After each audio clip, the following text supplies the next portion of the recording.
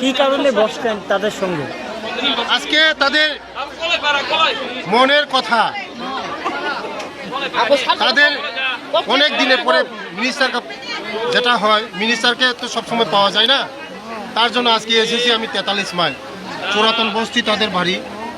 খুব মনের কথা আমাকে বলেছে, নিজের ছেলের মতন।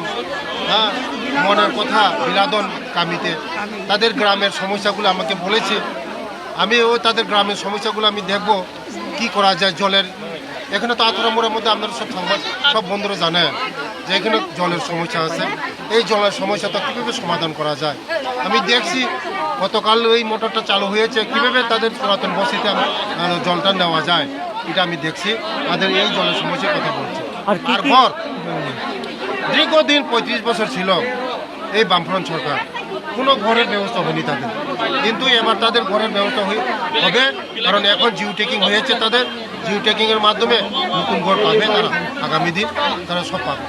এই এলাকায় শিক্ষা ব্যবস্থার জন্য শিক্ষার ব্যবস্থা বলতে কোনো কিছু নেই এখানে।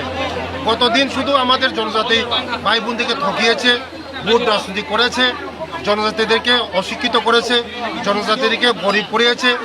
গরিব বলতে একদম গরিব, একদম অন্তোদয়, সবাই অন্তোদয়, গরিব। শিক্ষিত বলতে কোনো শিক্ষার হার কোনো কিছু নেই, সবাই পড়াশোনা নেই।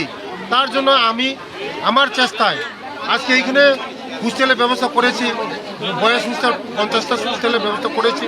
আগামী দিন আরও এই গার্লস হোস্টেলের ব্যবস্থা করব, স্কুলের ভালো ব্যবস্থা করব। কারণ স্কুল শিক্ষা দীক্ষা উন্নতি না হলে জাতির উন্নতি হয় না। তার জন্য শিক্ষায় উন্নতি করার জন্য আমি ব্যবস্থা নিচ্ছি। বিধানসভায় জনজাতির জন্য কি চাইলেন আপনি? কি বলছেন? বিধানসভায় জনজাতিদের জন্য কি চাইলেন আপনি? বিধানসভার মধ্যে জনজাতিদের জন্য ডেভেলপমেন্ট করার জন্য আরও বাজেট বেশি করেছে। শিক্ষা ডেভেলপমেন্ট করা হবে এবং রোজগারের ব্যবস্থা করা হবে। আগামী দিন আমাদের বেকার ভাই বন্ধুদেরকে 500টা অটো বিনা পয়সায় বিতরণ করা হবে। এটাই মানে আমাদের বাজেটের মধ্যে অনেক কিছু ঘাটতি বাজেট করে হচ্ছে আমাদের জনপ্রিয় মুখ্যমন্ত্রী প্রফেসর ডক্টর মানিক শাহ।